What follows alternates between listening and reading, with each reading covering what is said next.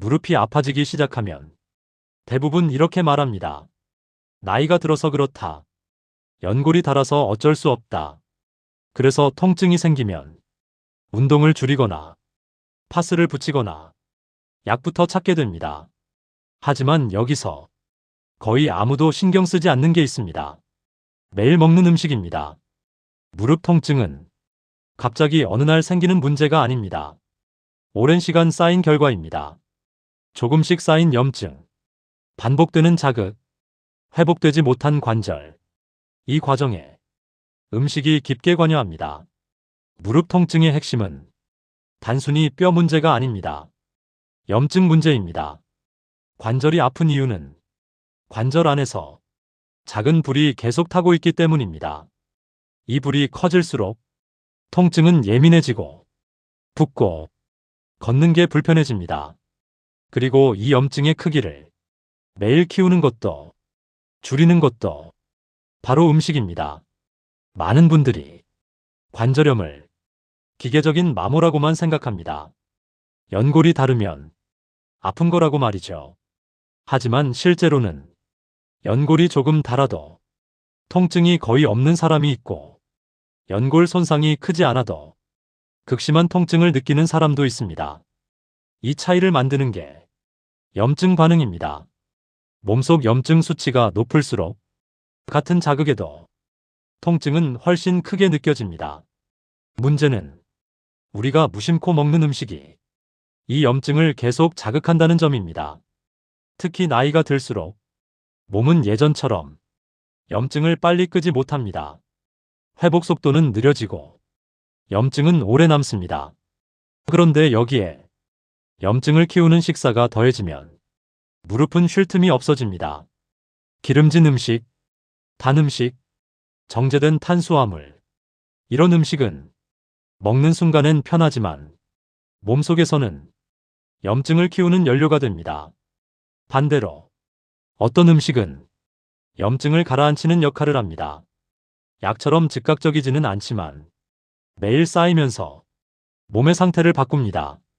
무릎 통증이 있는 분들 중에는 이렇게 말하는 분도 많습니다. 먹는 거랑 무릎이랑 무슨 상관이 있나요? 상관이 큽니다. 관절은 혈관이 풍부한 조직이 아닙니다. 회복에 시간이 오래 걸립니다. 그래서 더더욱 매일 공급되는 재료가 중요합니다.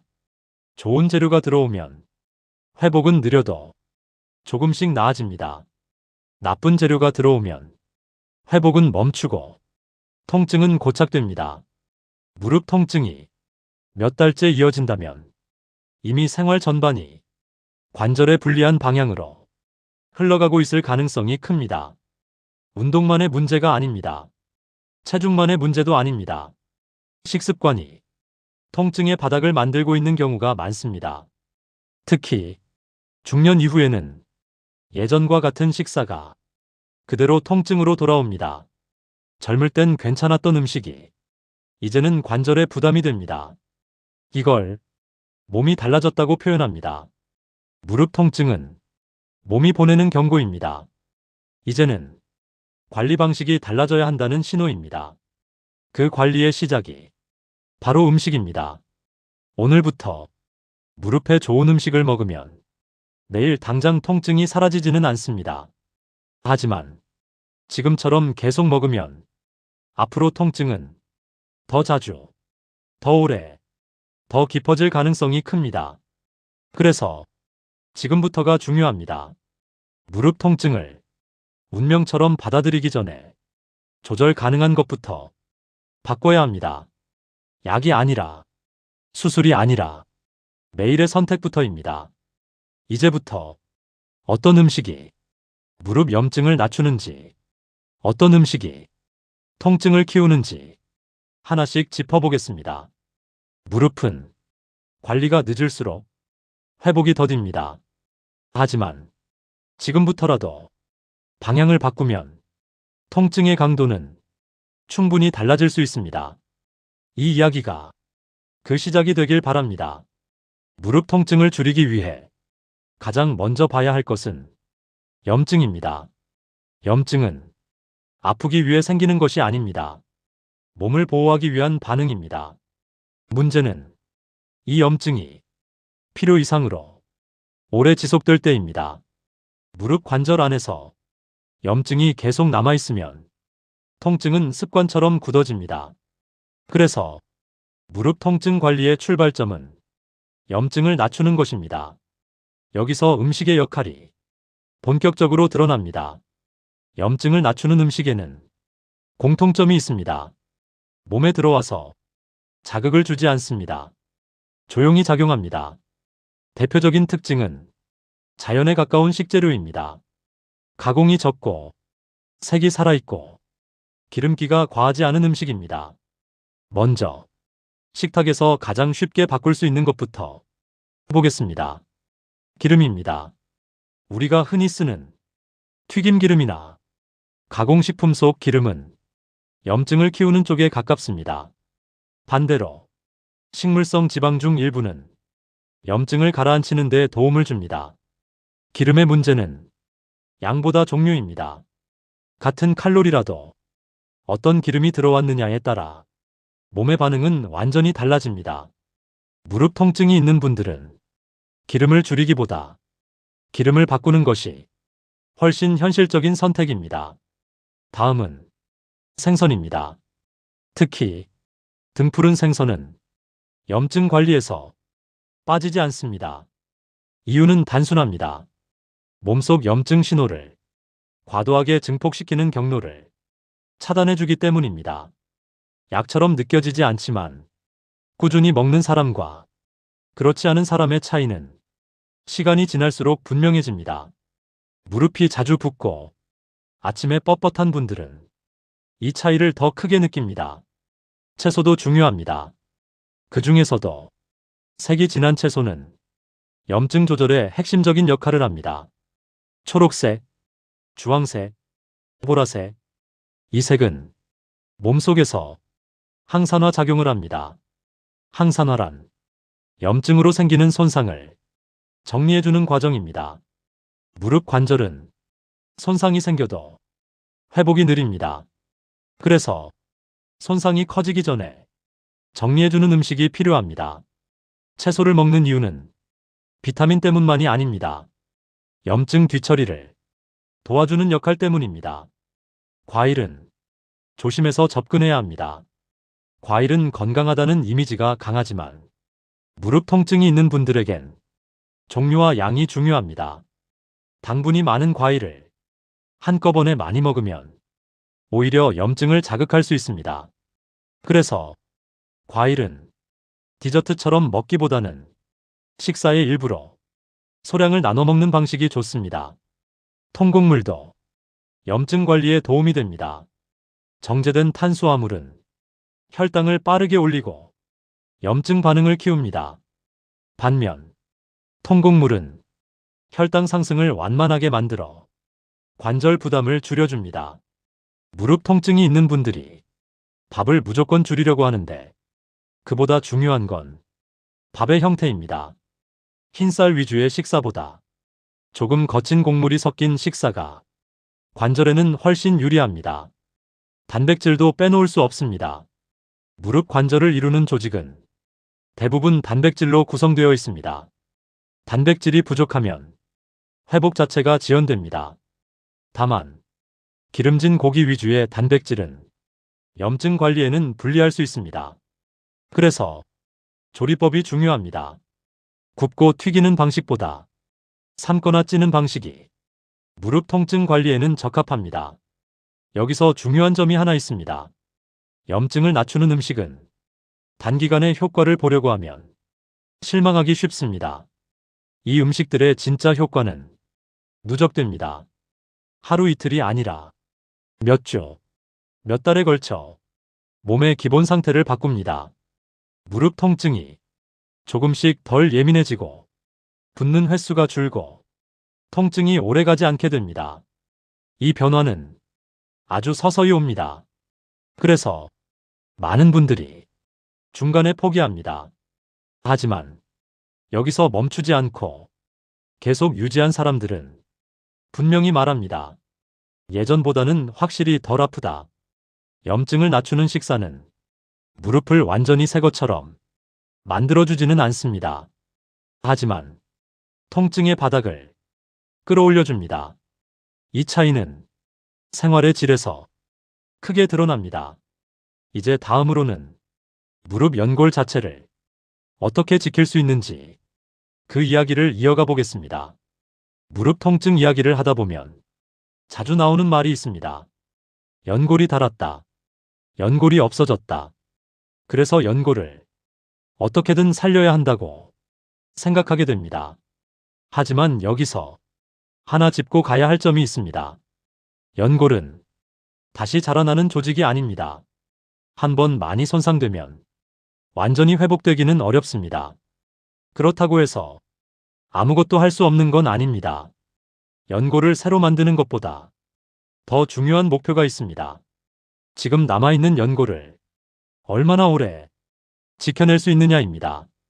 이 역할을 음식이 담당할 수 있습니다. 연골은 생각보다 조용한 조직입니다. 혈관이 거의 없고 영양 공급도 제한적입니다.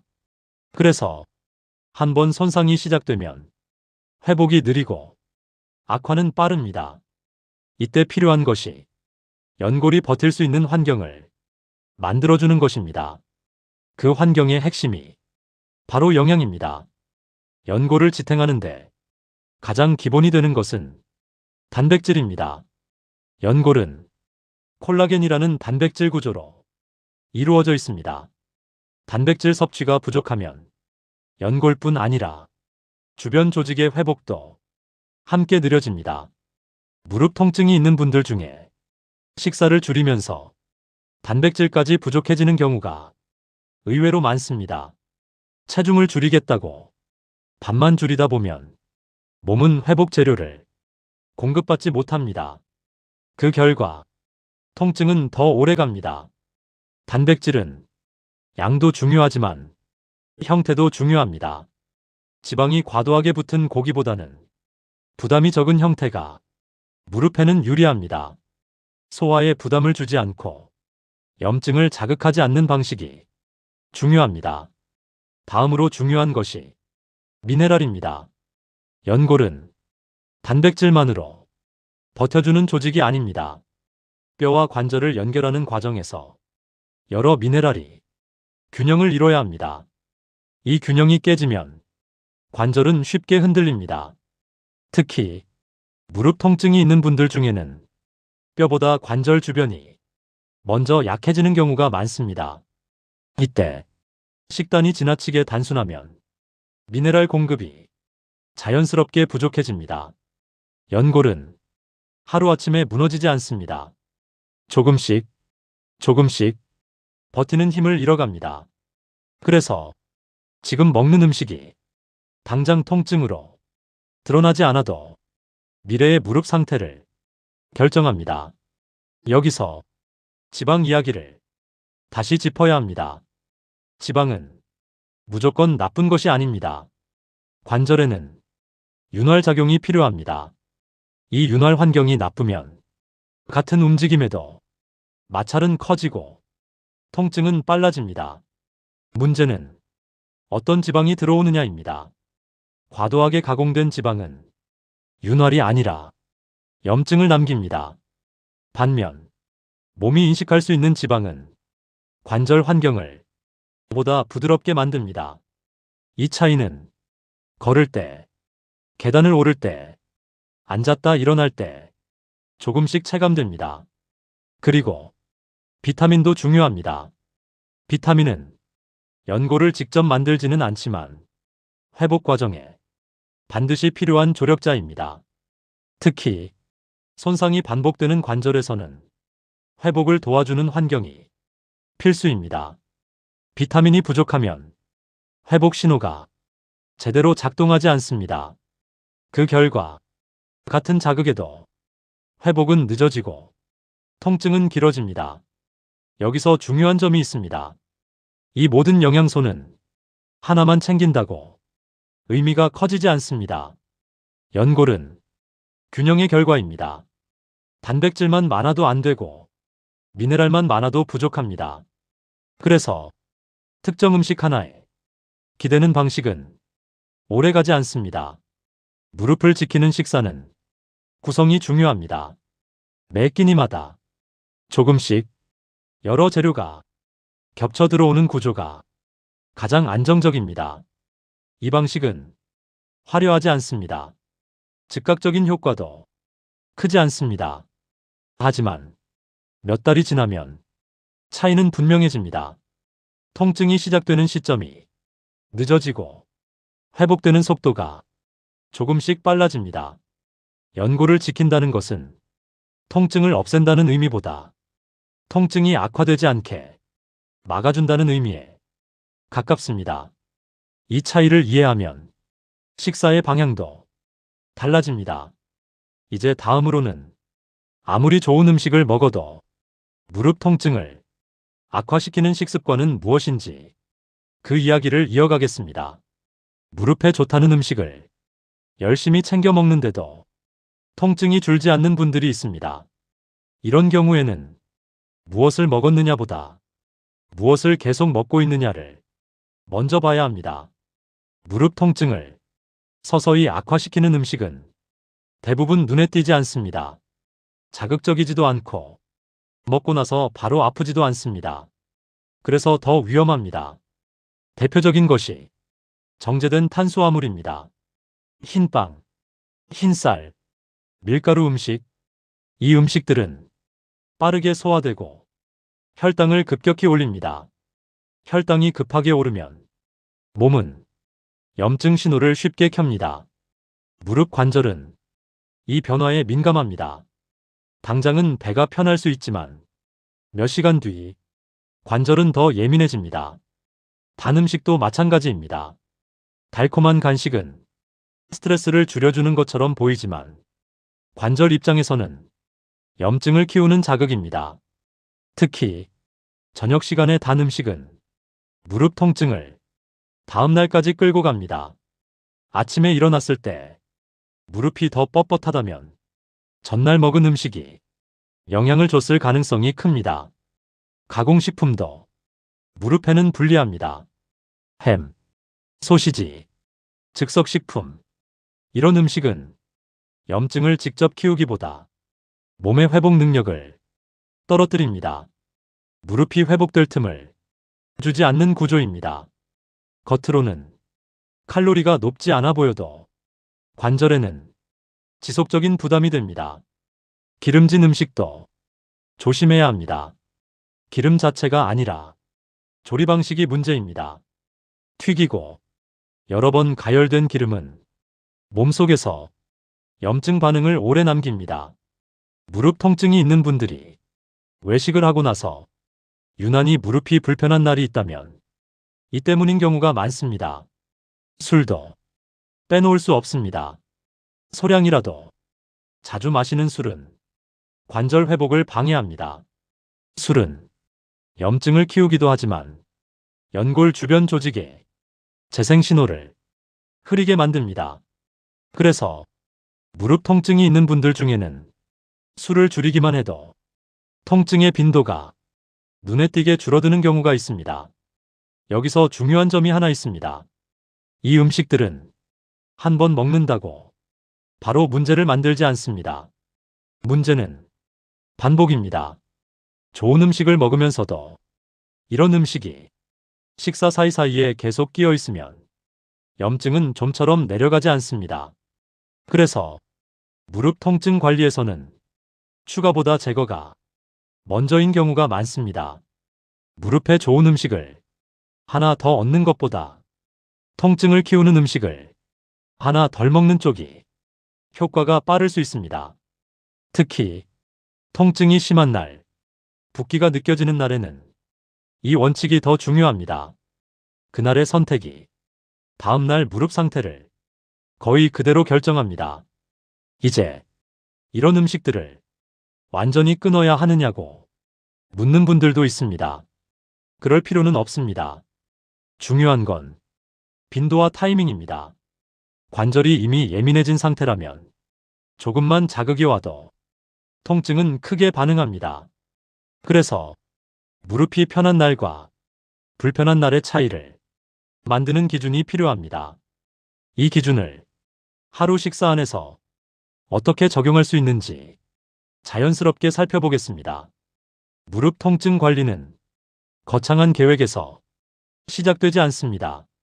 하루 식사 안에서 조금씩 방향을 바꾸는 것부터입니다. 아침부터 보겠습니다. 아침은 무릎 상태를 하루 동안 결정하는 기준점이 됩니다. 공복에 당분이 많은 음식이 들어오면 염증 신호는 아침부터 켜집니다. 그래서 아침 식사는 자극이 적고 속도가 느린 음식이 좋습니다. 부담 없이 단백질이 들어가고 기름이 과하지 않은 구성. 이렇게 시작하면 무릎은 하루를 조금 더 편안하게 버틸 수 있습니다. 점심은 활동량이 가장 많은 시간대입니다. 이때는 무릎이 받을 충격도 함께 늘어납니다. 그래서 점심 식사는 에너지를 주되 염증을 남기지 않는 방향이 중요합니다. 과하게 배부르지 않게 튀김보다 조리 방식이 단순한 쪽으로 이 차이가 오후 무릎 상태를 가릅니다. 오후에 무릎이 뻐근해지는 분들은 점심 식단을 되짚어 볼 필요가 있습니다. 저녁은 회복을 준비하는 시간입니다. 하루 동안 쌓인 자극을 정리하는 단계입니다.